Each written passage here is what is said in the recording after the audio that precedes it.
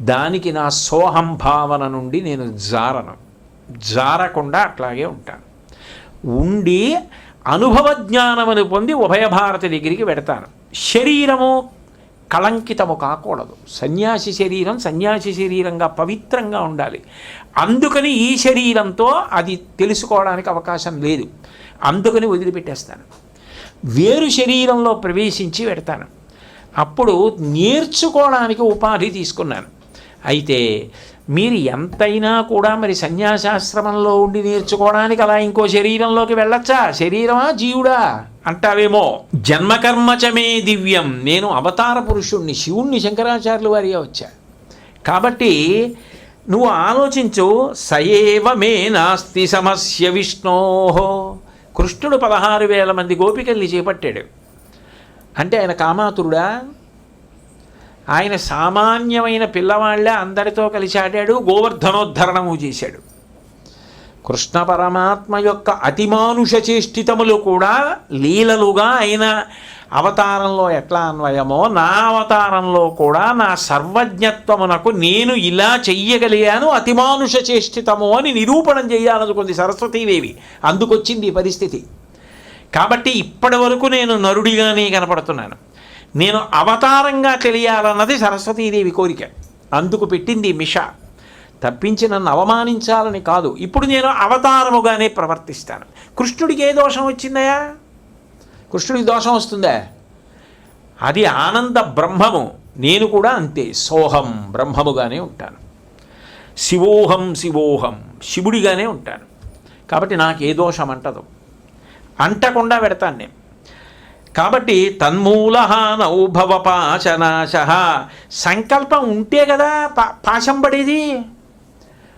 అప్పుడు కదా పాశం పడి లాగి అనుబంధం ఏర్పడి కట్టేసి గట్టిగా వాసనాబలంగా నిలబడిపోయి జన్మాంతరముల వరకు ఉండిపోయేది ఎప్పుడు? సంకల్పం ఉంటే. అసలు నాకు సంకల్పం ఏదయ్యా? సంకల్పమే లేదు. కాబట్టి నిరంతరం అవిద్య వలన కలిగేటటువంటి దోషములను పరిశీలనం చేయడం, బోధ చేయడం నా గురువుగా నా అవతారానికి ప్రధాన ప్రయోజనం. దానికి దీనికి సంబంధం ఉందా? కానీ సరస్వతీదేవి ప్రయత్నం ఏమిటి? వచ్చినవారు గురువే తప్ప శివుడా అని రేపు ఎవరైనా అంటే, కాదు శివుడే అని చెప్పాలంటే కృష్ణుడు బ్రహ్మము కనుక ఆయన ఏమైనా చెయ్యగలడు. అది మనం చేయలేము. ఆయన చెప్పినట్టు చెయ్యాలి. భగవద్గీతలో ఆయన చెప్పినట్టు చెయ్యాలి తప్ప ఆయనలా 16,000 మంది గోపికల్ని కట్టుకుంటామన్న మాటలు అన్వయాలు కావు. అయితే నువ్వు గోవర్ధనోద్ధరణం చేయి అన్న మాట ఎలా వస్తుందో, నన్ను కూడా సాక్షాత్ అవతార పురుషుడిగా లోకానికి చెప్పాలనుకుంటోంది ఆవిడ.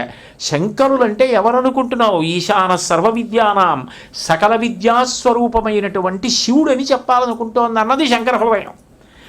కాబట్టి నాకు ఏ విధమైనటువంటి అవిద్యాదోషం లేదు. నువ్వు బెంగపెట్టుకోక్కర్లేదు.